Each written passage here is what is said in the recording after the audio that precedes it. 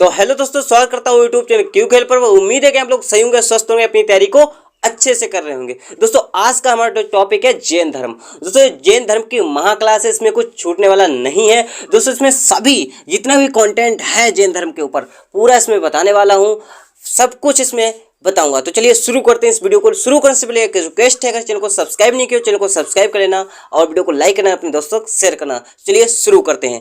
दोस्तों हमारा टॉपिक है जैन धर्म।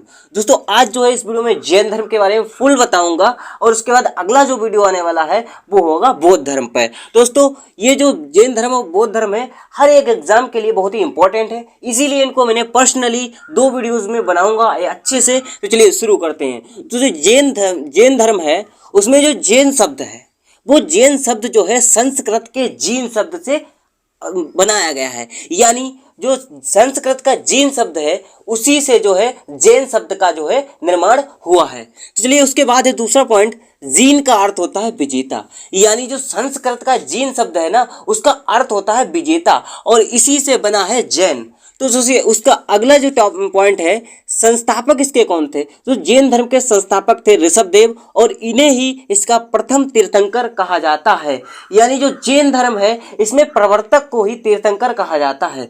दोस्तों इसमें संस्थापक थे इसके ऋषभदेव, प्रथम तीर्थंकर को कहा जाता है और ऋषभदेव ने जो है हिमालय पर्वत पर निर्वाण को प्राप्त किया। दोस्तों जैन धर्म में निर्वाण को प्राप्त करना होता है, यानी जन्म मरण के इससे मुक्त होना, यानी मोक्ष को प्राप्त कर लेना। दोस्तों उसके बाद जो है कुल इसमें 24 तीर्थंकर थे। इसमें 24 तीर्थंकर हुए हैं। इनमें से पहले जो थे ऋषभदेव थे, इन्होंने इसकी स्थापना की और ये जो तीर्थंकर थे 24, इनमें से 23वें तीर्थंकर थे पारसनाथ। तो इसमें पहले तो संस्थापक हो गए ऋषभदेव, उसके बाद मुख्य हैं जो 3 लोग हैं, इसमें पहले थे ऋषभदेव और 23वें तीर्थंकर थे पारसनाथ। जो पारसनाथ थे उनका जन्म वाराणसी के राजा अश्वसन के यहाँ हुआ था और ये ज्ञान प्राप्ति के लिए झारखंड के समेध शिखर पर गए थे। इनको ज्ञान की प्राप्ति जो है झारखंड के समेध शिखर पर हुई थी, जिस कारण समेध शिखर का नाम आज जो है पारसनाथ की चोटी के नाम से प्रसिद्ध है झारखंड में।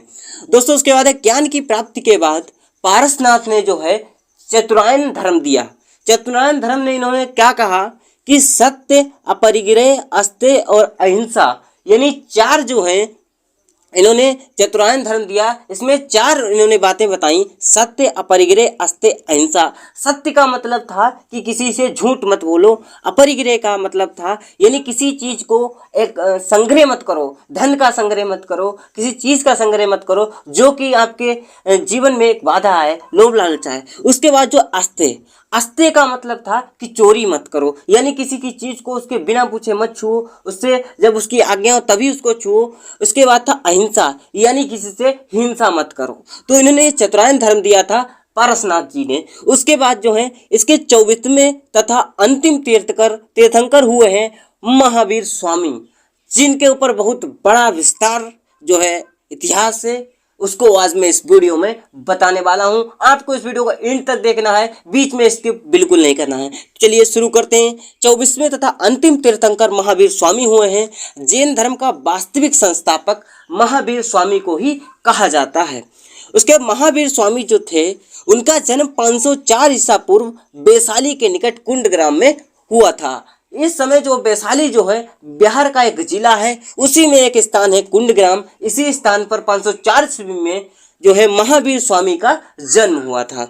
उसके बाद इनके पिता का नाम था जो सिद्धार्थ, जो ज्ञात्रक कुल के राजा थे। इनकी माता का नाम था त्रिशला, जो लिच्छवी नरेश चैतक की बहन थी। दोस्तों इसमें जो इंट्रोडक्शन इनका दे दिया जाता है, कभी कभार क्वेश्चन में आ जाता है कि जो है त्रिशला जो है किसकी बहन थी, या फिर सिद्धार्थ जो पिता थे वो किस कुल के राजा थे। तो जैसे जो गात्रक कुल के राजा थे, इनके पिता जो सिद्धार्थ थे, त्रिशला जो उनकी माता थी लिच्छवी नरेश चैतक की बहन थी।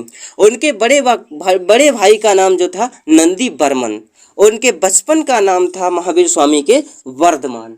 इनको बचपन में वर्धमान नाम से जाना जाता था। उसके बाद इनकी पत्नी का जो नाम था यशोदा, और इनकी एक बेटी थी जिसका नाम था प्रियदर्शनी, और जिसे ये अनुजा भी कहते थे। और इनके दामाद का नाम था जमाली। जमाली इनके दामाद का नाम था।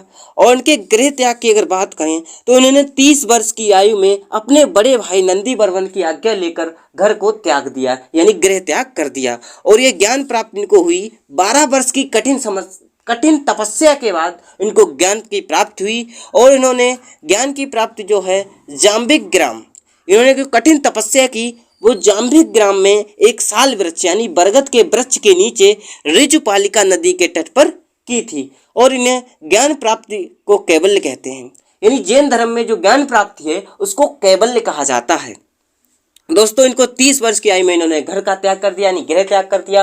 और 12 वर्ष की कठिन तपस्या के बाद जो है इन्हें ज्ञान की प्राप्ति हुई। और ज्ञान की प्राप्ति कहाँ हुई? जाम्बिक ग्राम के एक साल वृक्ष के नीचे ऋजुपालिका नदी के तट पर हुई।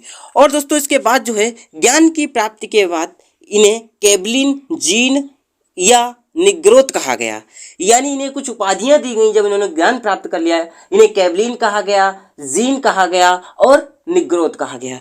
तो इसमें जीन का जो अर्थ था वो था विजेता, और निग्रोध का अर्थ बताया गया है बंधन से मुक्त। दोस्तों यहाँ से यहाँ तक बता दिया है, अब कुछ आगे बढ़ते हैं। दोस्तों जो वर्तमान में जाम्बिक ग्राम है, यानी जहाँ पर महावीर स्वामी ने अपना जो कठिन तपस्या की और ज्ञान की प्राप्ति की, वहाँ पर वह जो स्थान है वर्तमान में जो है उसकी पहचान हजारीबाग के समीप पारसनाथ की पहाड़ी तथा ऋजुपालिका नदी की पहचान दामोदर नदी की सहायक नदी बराकर नदी के रूप में किया जाता है।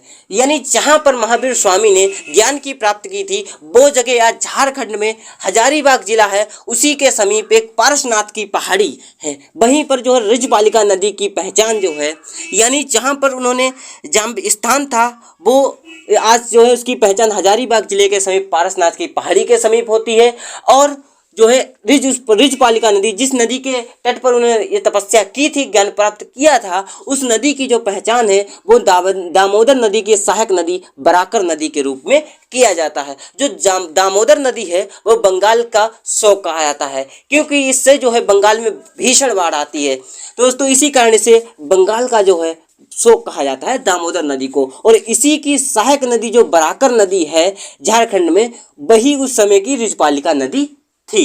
दोस्तों उसके बाद आगे बढ़ते हैं। दोस्तों महावीर स्वामी का जो पहला उपदेश था वो उन्होंने राजगीर में बितुलाचल पहाड़ी पर बराकर नदी के तट पर प्राकृत भाषा में दिया था।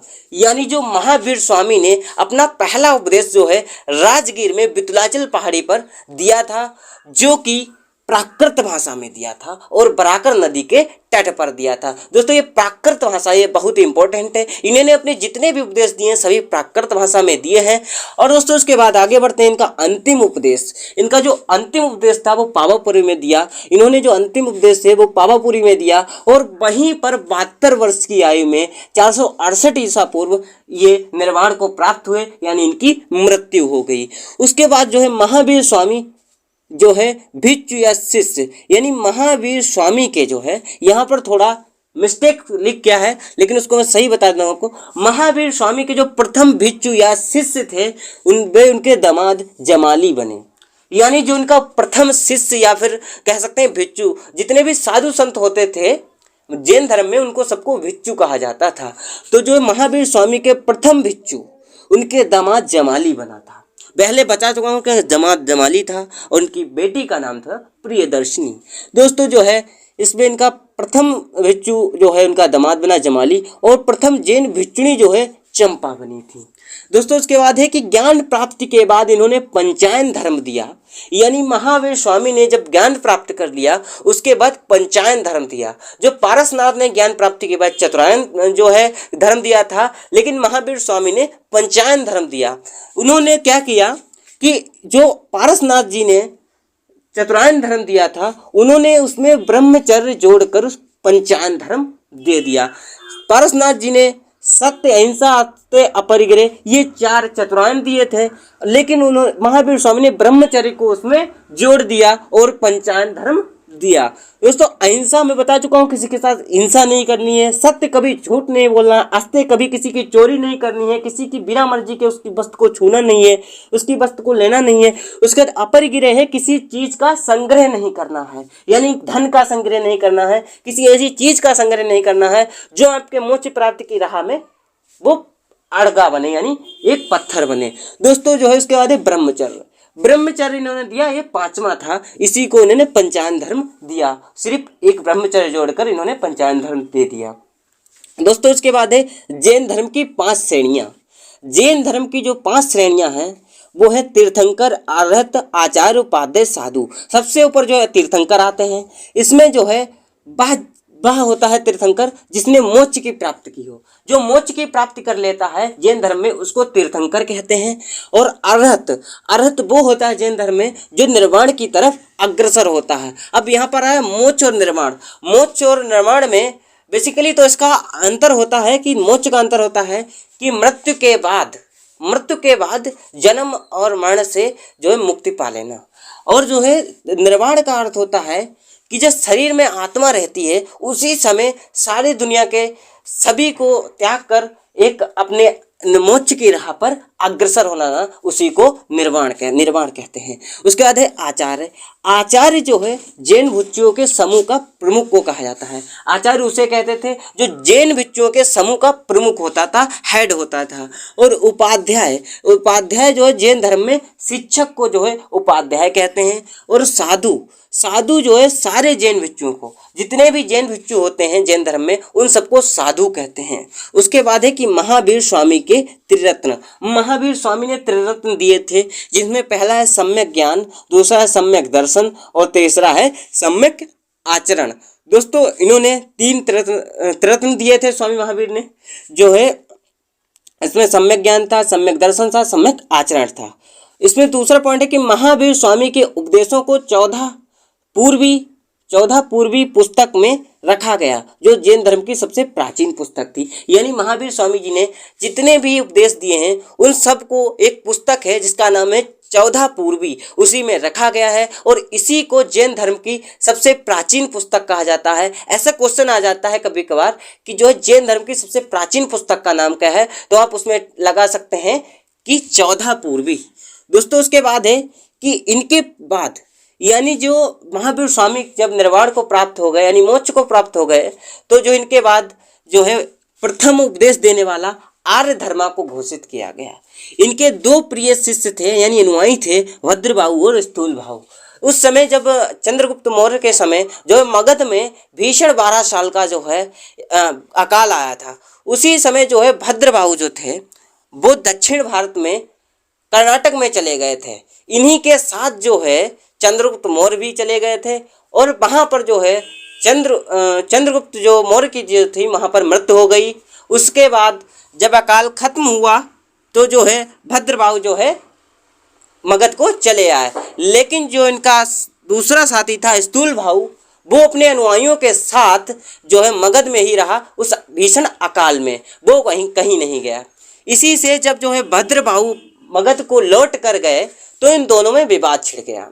जब विवाद हो गया तो भद्रबाहु जो थे उनके अनुयायियों ने निर्वस्त्र रहना शुरू कर दिया। इनके अनुयायी जो है निर्वस्त्र रहने लगे और उन्हीं को जो है दिगंबर कहा गया। और जो है स्थूलबाहु थे उनके जो अनुयायी थे वो श्वेत वस्त्र धारण करने लगे, उसको श्वेतांबर कहा गया। इसी समय पर जो है जैन धर्म का 2 टुकड़ों में विभाजन हो गया, एक था दिगंबर और दूसरा था श्वेतांबर। 2 टुकड़ों में इसका विभाजन हो गया। दोस्तों यहाँ पर मैंने आप लोग बताया कि जो है जैन धर्म कहाँ से शुरू हुआ, कहाँ पर तक चला। और दोस्तों जो है इसके आगे जो है जैन धर्म की 2 संगीतियाँ हुई, जिसको मैं अगले वीडियो में बताऊंगा कि कहाँ पर हुई और इसमें क्या क्या विशेषता रही हैं। दोस्तों अगर वीडियो अच्छा लगा वीडियो को लाइक करना, शेयर करना और चैनल को सब्सक्राइब जरूर कर लेना। और हमारे टेलीग्राम चैनल से जुड़ने के लिए हमारे डिस्क्रिप्शन में लिंक दिया गया है, वहाँ से आप जुड़ जाइए और वहाँ पे मैं डेली क्यूज डालता हूँ, आप उसका आंसर दीजिए। तो चलिए मिलते हैं नेक्स्ट वीडियो में। जय हिंद।